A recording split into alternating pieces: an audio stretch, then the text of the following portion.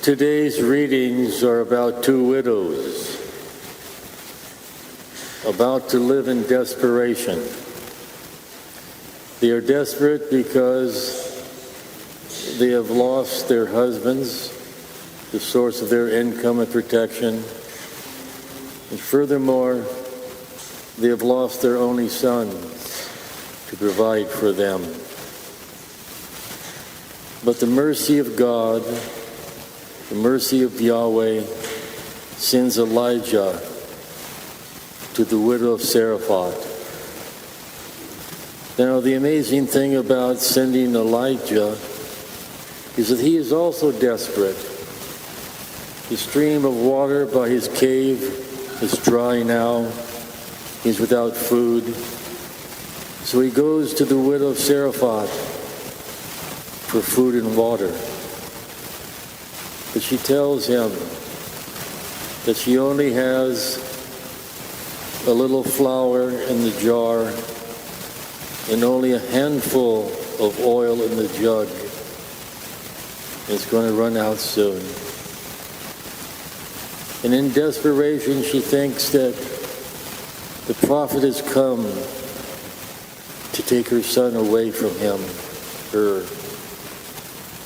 But what happens is that Elijah promises her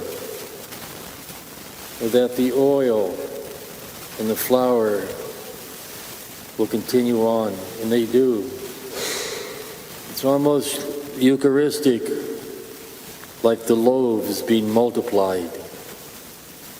And he raises up her dead son to life.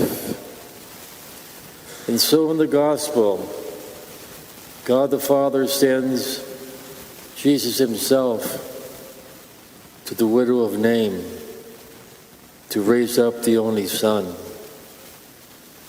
It is the mercy of God at work. There is a third widow too, the Blessed Virgin Mary, without Joseph. And now the Blessed Virgin Mary is watching her son being crucified. What desperation she is in. But these people of desperation, in a way, prefigure each of us. No matter how much we might have in one area of life, there are times when we live in desperation. It may be emotional. It may be because of circumstances of friendship. It could be all sorts of things. It could be because of health, and we wonder.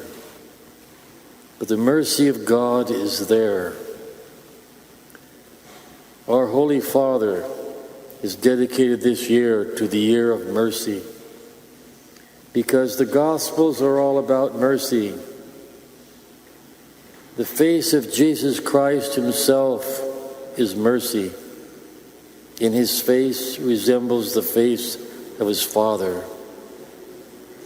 And God, in a way, brings mercy to all of us. Mercy is the bridge between humanity and divinity, between God and ourselves. Yes, mercy is so important in our lives, but it takes faith. It's based upon the resurrection of Jesus Christ himself. The mercy can be illustrated through that little book called Beautiful Mercy. There's a story in there of a Dr. Lisa Headday, who is going to help out Catholic relief services in Africa. And she's in Tanzania on a four-wheel drive through the countryside. And she sees there a young girl, perhaps 12 years of age, carrying at her head a bucket of water, 30 liters of water perfectly balanced on her head as she walks along the roadside. And Lisa discovers that There are countless girls, all below the age of 15, carrying water on their heads to their home. 90% of the water that's brought to the African homes are brought by girls 15 and younger. Instead of going to school, they go out to find water to carry on their heads to their home. Lisa's in Rwanda, and there she's washing her hands in an outward basin in the great heat there. And she begins to realize that no matter what parts of the United States there might be droughts, there's more water available there than in Africa. The mercy of God involves all humankind. Christ understood those who are thirsty in providing living waters to the woman at the well. He realized that people are thirsty not just for water, but they're thirsty for other things too. The poor are thirsty for the necessities of life. The housebound are thirsty for someone to visit them and listen to them. The parents of special needs children, they also are thirsty for someone to show to their child understanding, compassion, and welcome. Yes, the mercy of God is so important to this world of ours.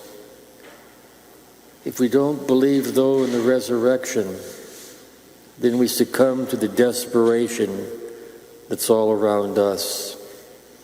The desperation may not immediately affect us, but certainly there's desperation in the world of ours, not only outside our country, but inside the country.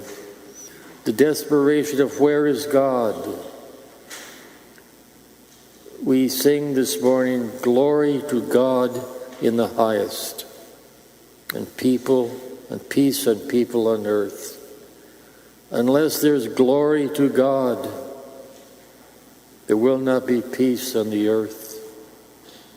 The God of mercy wants to give us, rescue us. I praise you, Lord, because you've rescued me from the desperation in which I live. I praise you, Lord, for you rescue me from the desperation of the world at large. For those who deny God, for those who do not believe that God will come to save us.